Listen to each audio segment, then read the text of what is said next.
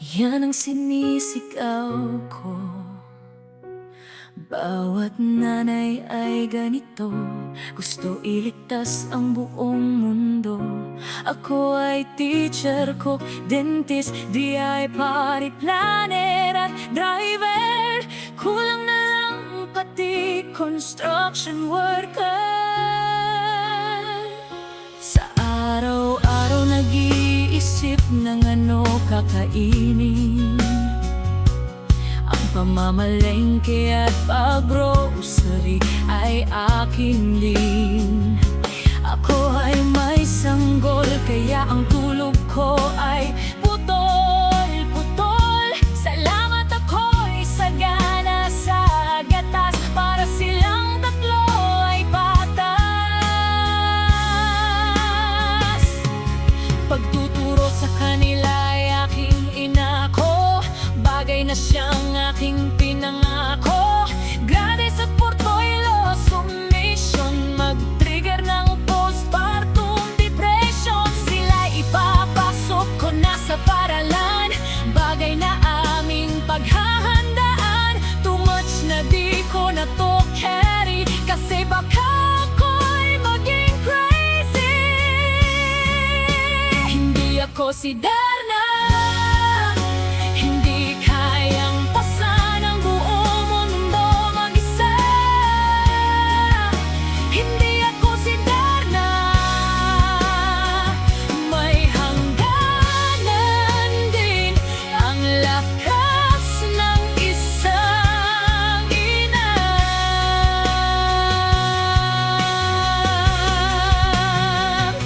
Maraming bagay ang dapat tama na, hindi puro iba, mahalin din sarili muna. Hindi ako si Darna, ako'y tao rin na napapagod na.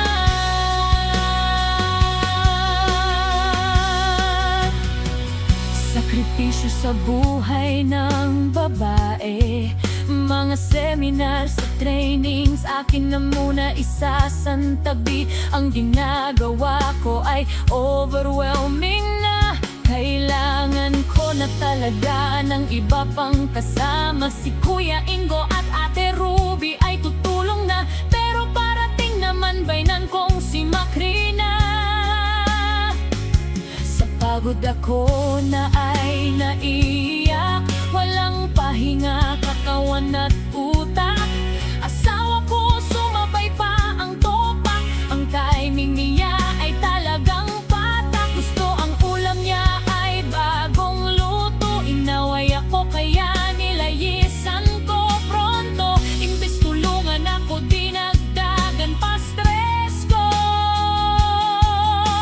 Kuha ka na lang yaya mo, huwag na ako.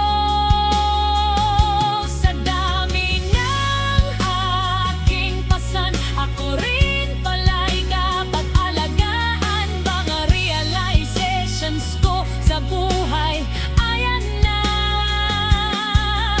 Maraming bagay ang dapat tama na, hindi puro iba, mahalin din sarili muna. Bagong taon, bagong simula. Panginoon, ako ay iyong patuloy na gabayan, buhay ko sa iyo ilalaan. Kapag ako'y nanghihina, ikaw ang aking sasandalang.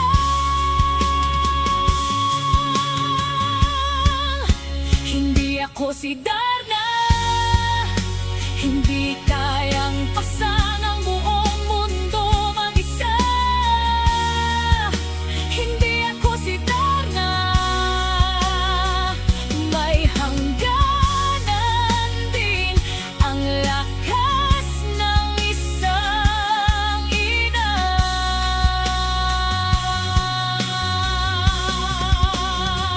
Ngunit sa Diyos ako'y lalakas pa, sa kanyang biyaya.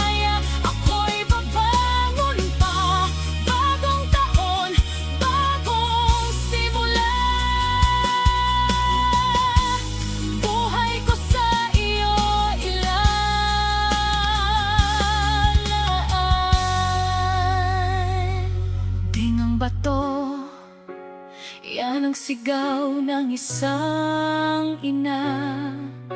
Pagod man, ngunit hindi susuko, kasama ang Diyos.